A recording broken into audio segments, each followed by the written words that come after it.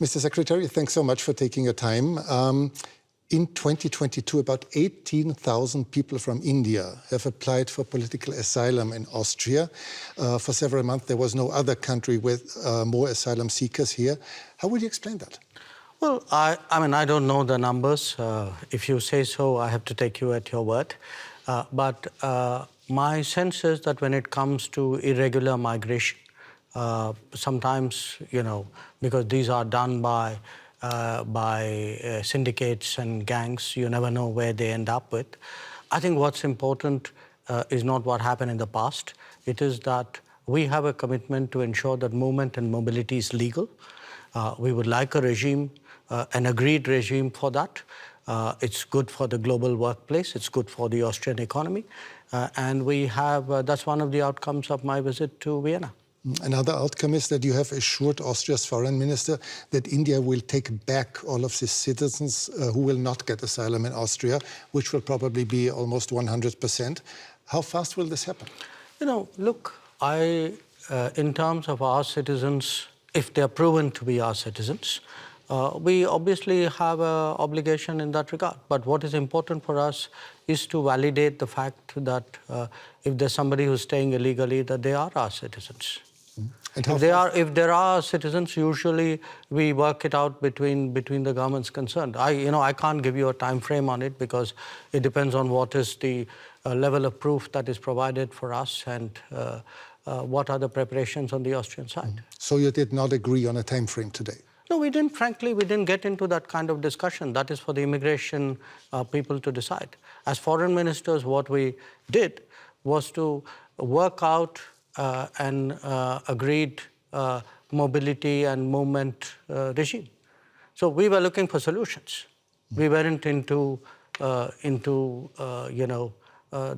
details of returnees' problem. That there are other people whose jobs it is to do that.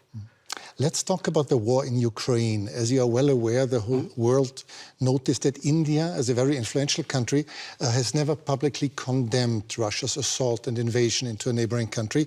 Why is that so? Can you really be neutral in a war for which obviously one side bears all responsibility?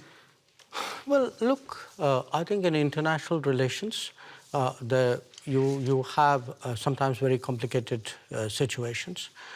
And where we are concerned, we have always taken the position that the way out is for the countries concerned to get back to dialogue and to diplomacy. I'll come to that soon, but is this a complicated situation? Is this really complicated? There's just one big country invading its neighbor. No, look, I can give you many instances of countries who have violated the sovereignty of another country. If I were to ask where Europe stood on a lot of those, I'm afraid I'll get a long silence. So do understand one thing. At the end of the day, we make judgments in foreign policy based on what we think are our long-term interests and what is good for the world. But you and Prime Minister Modi have already said that regularly call on both sides to stop the war and to negotiate. However, can one really urge Ukraine to stop defending itself? After all, there are no Ukrainian tanks in Russia. There are Russian tanks and planes and missiles destroying Ukraine. No, I think that's a bit of a misrepresentation.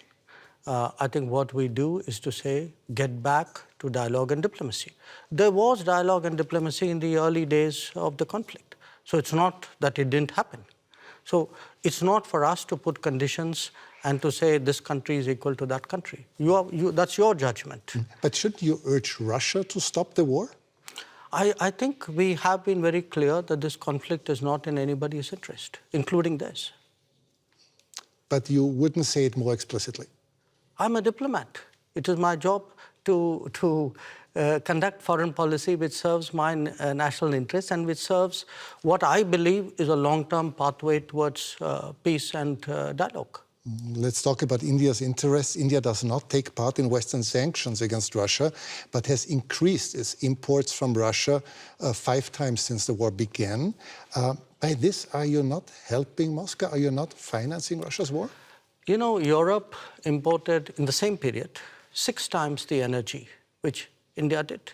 So Europe decreased its imports a lot and dramatically since the war started. You multiplied yours. No, essentially, if it is a matter of principle, why didn't Europe cut on the first day? Why didn't we see on 25th of February a complete cutoff of energy imports from Russia?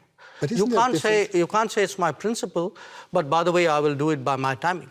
Okay, but isn't it the difference between decreasing your imports but still making sure that Europe is not freezing to death in the winter, or just increasing your imports by 5 times? No, Europe has managed to reduce its imports while doing it in a manner in which it is comfortable for Europe. Comfortable? It's manageable. It's maybe a little bit of an overstatement. Now, if at 60,000 euros or whatever is your per capita income, you are so caring about your population. I have a population at $2,000. I also need energy. I'm not in a position to pay high prices. The price of oil has doubled. So, and what Europe is doing is also moving into the Middle East and diverting production out of the Middle East into Europe and raising prices. So European actions actually are putting pressure on the global oil markets and on my imports as well. So I think it's something which, if European political leadership understandably would like to soften the impact on their population, I think it's a privilege they should extend to other political leaderships as well. Are you reluctant toward Moscow as well, because Russia is India's most important supplier of weapons and military equipment? And therefore? Are you reluctant to criticize Moscow? No, I think, look, we have a relationship with Moscow. We've had a long-term relationship with Moscow. I think it's important to look at that history of the relationship. It was a relationship built in a period when Western democracies used to arm a military dictatorship called Pakistan and deny India defensive weapons. So if we are talking about principles, let's talk a little bit of history out here. So how did the Indian exposure to Russia and previously to Soviet Union get built up? Because the Western democracies, for whatever reason, decided that their natural partner in our part of the world was a military dictatorship. Would you consider India an ally of Russia? No, I think India doesn't. We are an independent country. We do not define ourselves or perceive ourselves in alliance terms. That's very much a Western terminology. It's not a term that we use. Before you said you're a diplomat, but several weeks ago you called Pakistan, your neighbor, the epicenter of terrorism. Well, I did it again today without using the word Pakistan. Yes, and this doesn't sound very diplomatic, does it? No, because you are a diplomat doesn't mean you're untruthful. I could use much harsher words than epicenter. So believe me, considering what has been happening to us, I think epicenter is a very diplomatic word, because this is a country which has attacked the Parliament of India some years ago, which attacked the city of Mumbai, which went after hotels and foreign tourists, which every day sends terrorists across the border. But of course not as a country. Well, if you control your sovereign space, which I believe they do, if the terrorist camps operate in broad daylight in cities with recruitment and financing, can you really tell me that the Pakistani state doesn't know what's going on? Especially if they're being trained in military-level combat tactics. So, when we speak about judgments and principles, why don't I hear sharp European condemnation of these practices which have been going on for multiple decades? Does the world have to be concerned that there someday will be a war between India and Pakistan? I think the world has to be concerned that there is terrorism going on, and the world often looks away. The world often feels it's not my problem because it's happening to some other country. I think the world needs to be concerned about how sincerely and strongly it takes up the challenge of terrorism. But has the world to be concerned about the future war between India and Pakistan? I think the world needs to be concerned about terrorism. That's what you said. Yeah, sure. Because look, if you pose it the way you do, that's like giving a free pass to terrorism, saying, let's worry about the next consequence of it. I am worried about the terrorism. Okay, let's change the subject. You frequently said that India has a very complicated relationship with your neighboring China. Many people around the world are quite concerned that China might, in the near future, intervene militarily in Taiwan. Do you share this concern? I think there's a larger concern which is based on our experiences. The concern is that we had agreements with China not to mass forces in our border areas. And they have not observed those agreements, which is why we have the currently tense situation that we do. We had an agreement not to unilaterally change the line of control, which they have tried to unilaterally do that. So there is, I think, a perception that we have which derives directly from our experiences. Now, where else the status quo may change or not change, I would hesitate as a foreign minister to predict publicly. I may have my own views and assessments. But I certainly can share my experience, and my experience is that written agreements were not observed, that we have seen levels of military pressure which in our view has no justification.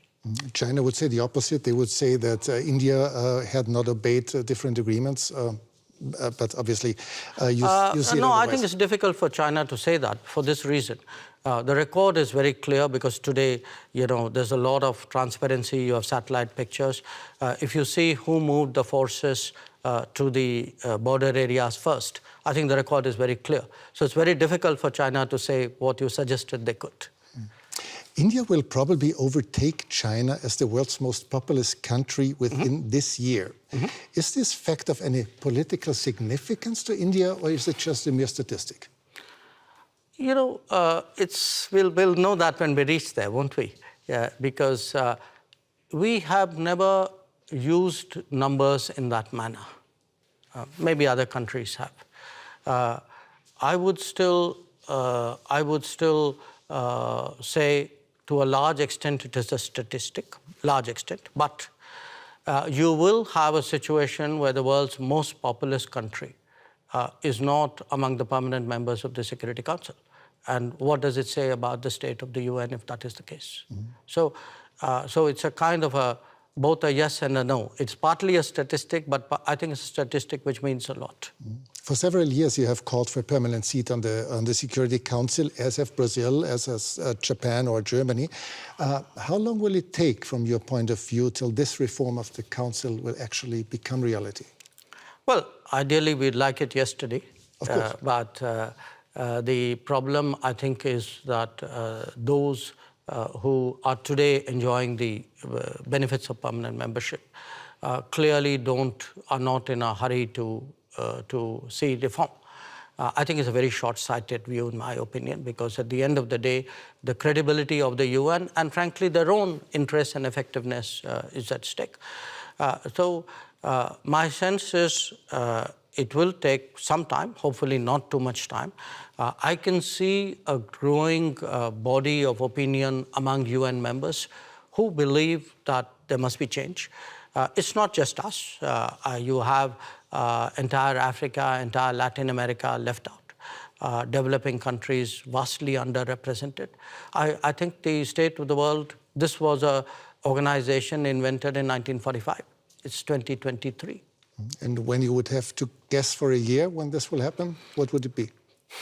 No, I wouldn't guess because I know the complexities of this process. It's a tough one. I'd be honest with you. It's a tough one, but I don't think because it's a tough one we should give up. On the contrary, I think because it's a tough one, we should actually up the ante, increase the feeling in wide parts of the world that this reform is absolutely essential. Thanks so much for your time. Well, thank you. It's a great pleasure.